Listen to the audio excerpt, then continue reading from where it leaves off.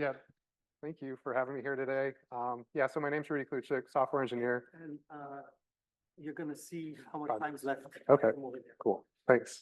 Yeah, I'm a software engineer and associate scientist. I work at the University of Colorado. We have a cooperative institute.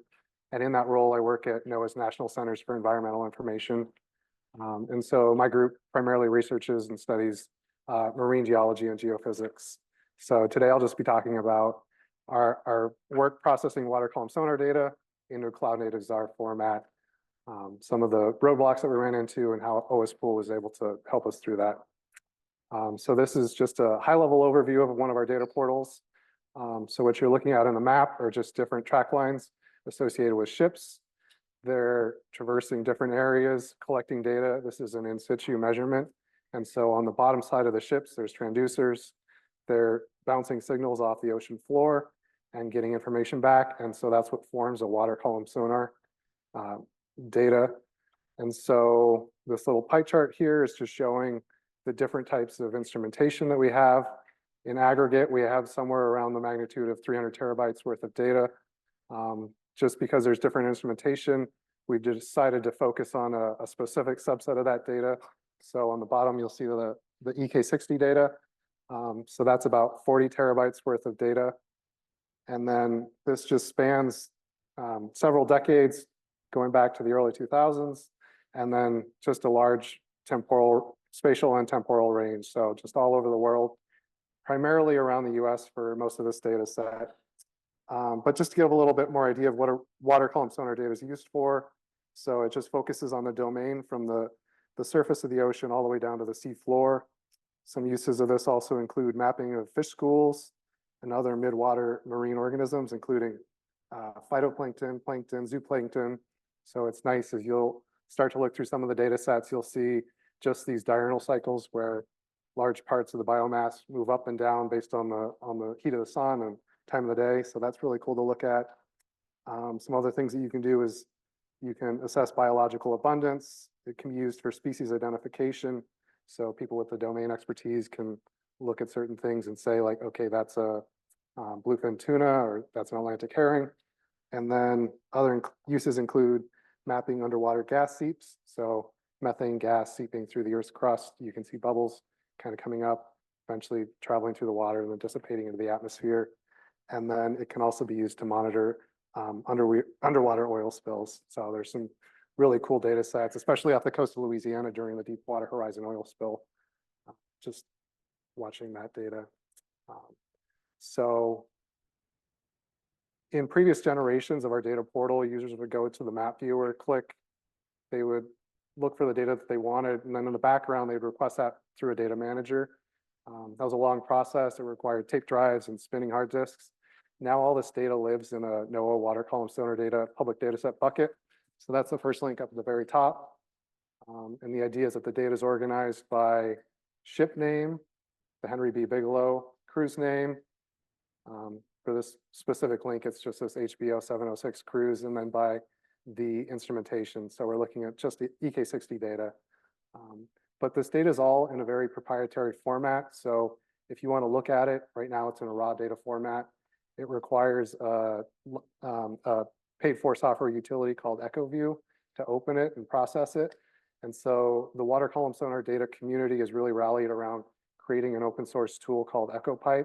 And so with this, you can open the data, you can apply calibrations, apply other algorithms, and then you can also export it into a Zarr data format. And so we've really worked on leveraging this, and we're trying to port that from this first bucket up at the top to this next bucket, the NOAA water column sonar data Zarr public data set. And so that becomes like a resource that the entire community can use. There's a bit of a process in terms of doing all that computation. There's a lot of memory and CPU requirements to do it. And then there's just a huge number of files too. So a large part of this also is trying to create some additional data sets on top of that. So within any individual cruise, you can have anywhere from 10 all the way up to 10,000 data files. And so just with that huge expanse, we want to create a way for users to really easily visualize the data. And so we're trying to aggregate these individual Zarr stores for each cruise into a larger Zarr store. And so that's a part of this processing as well. And we're doing that all and using this piece of software that we're creating called EchoFish. So there's a different components to EchoFish. This is the front end UI for the data visualization. And just to, I guess, give some bearings in terms of what we're looking at. So right here, we're on the extended continental shelf off the coast of New Jersey. There's a couple different cruises. The one we're looking at is this one traveling from north to south.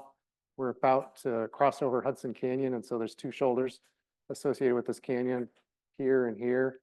Time is increasing, moving from left to right, and then depth is increasing, moving from top to bottom. And so we have this side profile of the ocean, and it can be a little confusing. These are harmonics below the Earth's crust, so those are just the first harmonics that you're seeing just in this visualization.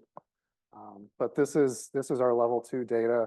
This is this larger composite Zarr store, and this is all the information that you're looking at is being generated in real time directly from a Zarr store. It's not a PNG or an image that's being relayed. So you can click on the data itself and you get information associated with that. So here we're at a depth of 221 meters. Sonar water columns, intensity value. So it's measured with in terms of a decibel measurement. So it's negative 66.46. And then you also get geospatial information associated with like the latitude, longitude, and timestamp. In the bottom left, I was just trying to show the cardinality of the data itself. So SV data can be measured in multiple frequencies. And so that's what you're seeing here in the plot. You have 4 different frequencies. There's 18, 38, 120, and 200 kilohertz. And so clicking on that, you get a nice frequency response for whatever you're looking at the moment. And then there's also just a nice map visualization. So users can spin the globe around, find the area of interest that they're looking at, zoom in on that, click at that specific point and be relocated to that. And so what's driving the data visualization in the background is this leaflet browser. So typically this is used for mapping. If you dive deep into the documentation, you'll see that you can start to do some really cool stuff with this. So one of the simpler demos is just drawing a red square with an HTML5 canvas. What we've gone and put together is a API query using a Zarr JavaScript library, where we're querying directly from the Zarr store in an S3 bucket, using the coordinates for the specific tile that you're looking at. That data is downloaded via a protocol buffer. It's in a compressed state, and so it all happens very quickly, and you can really seamlessly just click and pan through the data. You don't need to have pre-rendered images for any of this, and so that's one thing that we just really enjoy about this, is that we don't need to have some standalone data set aside from the Zarr store. That's your gold standard. You only need one copy of it. In the background, the pipeline that I was initially trying to create is just this entire ensemble of a bunch of AWS resources. There's a lot of stuff going on here, but the idea was that a data manager would come along, point at a specific cruise, and get that to process all the data. This is all meant to be serverless, so all these different services get turned on when they're needed and then turned off when they're not. And what you end up with is a lot of resources just sitting in these buckets. One thing that I will zoom in on a little bit is just this one service right here. This is where the raw to Zarr conversion is happening. So we've been able to containerize that processing within a Docker image and then host that within ECR. That bootstraps the AWS Lambda with the code that's needed. But that's an intensive process. If you have 10,000 files, you need to deploy 10,000 Lambdas in parallel with one another. So once I got this all operational, I was able to start running cruises through, and very quickly I started to realize that this was going to be very expensive, trying to extrapolate the cost out to all the files within the EK60 data just itself, and then with respect to the entire archive as well. We could probably afford to spend a couple $1,000s, but it was looking like $12,000 or more just to process the EK60 data. So really running into roadblocks in terms of the compute potential with what we had built here. Going back to the basic blocks, trying to figure out like what the roadblocks were for me, trying to reevaluate the situation. I tried to simplify stuff. So here at the very top, I have the level 1 data processing, the level 2, and then the geospatial enrichment for the map visualizations. So looking at it this way, a little bit more simplified, I have some enterprise integration patterns where I'm alluding to with these boxes here, where we're just deploying a lot of processes in parallel. So that raw to Zarr conversion takes up a lot of CPU. And then also this process, the resampling, where we're taking the individual Zarr stores, aggregating them into the larger Zarr store, also takes up a lot of processing. But looking at things from this point of view is very encouraging to realize like a lot of these processes could run on one CPU. So I only had 2 processes that I really needed to focus on. So at this point in time, hitting a lot of roadblocks, trying to optimize things as much as I could. And this takes us to January of this past year. So with my colleagues and some other people at NCAR, we had a meeting. Brian Bachman was there. So he was just sharing some of the solutions that might work for us. And the big one that really resonated was access to OS pool, access to free computing, just that computing environment. And so, yeah, the outcome from there was just to explore this potential resource a little bit more. So being the police of terminology, it's not free computing. Somebody pays for it, but it's open computing. Yes. Okay. So sorry for representing the terminology police here. Yeah, I think that's very helpful to realize as well. Yeah, so one of the first resources that I looked at when I was looking at this page and was really helpful was just this table on the right-hand side, just doing a comparative analysis to what I was trying to create with the AWS Lambdas in terms of what resources were available within OS Pool. In the Lambdas, you get like 6 virtual CPUs, 10 gigabytes of memory, 15 minutes of compute time, 10 gigabytes of storage, just evaluating all those constraints that I was working under, comparing that to OS Pool, things started to seem like, okay, this might work. So that was encouraging. And then the next really big breakthrough was just going through, filling out the form and getting a one-on-one meeting with Rachel Lombardi. So getting 30 minutes to just sit down and talk through all the different details of our data processing pipeline, what our constraints were. That's just where I started to really see a lot of breakthroughs in terms of was this going to be possible? And now it actually seemed like it would be possible. So being connected with the tutorial quick starts was really helpful. Just seeing all those different domains of languages. When I first heard about OS Pool, I was really thinking of high throughput computing in the frame mind of maybe like supercomputing. So I was wondering like, am I going to need to convert everything to Fortran or C or something like that? So just that confusion initially, I was able to break past that once I started to see all these examples. There's a big paradigm change in terms of the computing environment with all the AWS resources. They have everything created so that you can really nicely mock everything up locally and test it locally. Transitioning away from the debugger to relying on logging was a big paradigm shift for me, but eventually got used to that. And then one other really big important thing for me was just the freedom to fail. If you have limited computing resources or you have limited funding and you can only do things once, that just really creates a hard situation for you. So if I can deploy jobs, watch them fail, and then do that Condor RM, that's really helpful to me to just like adapt to that situation and fix things, because there's just so much diverse, there's so many like edge cases within the data itself that trying to accommodate that all the first time is very difficult. It's very helpful to have virtualized our environment. Previously, I showed the ECR and the Docker container. So from the computing standpoint, as we're processing the data, just the processing itself is agnostic to the environment that it's running in. So it was very helpful to leverage that and be able to bring that into OS Pool. And then one of my struggles was just finding Singularity images that would work with the packages that I had installed previously.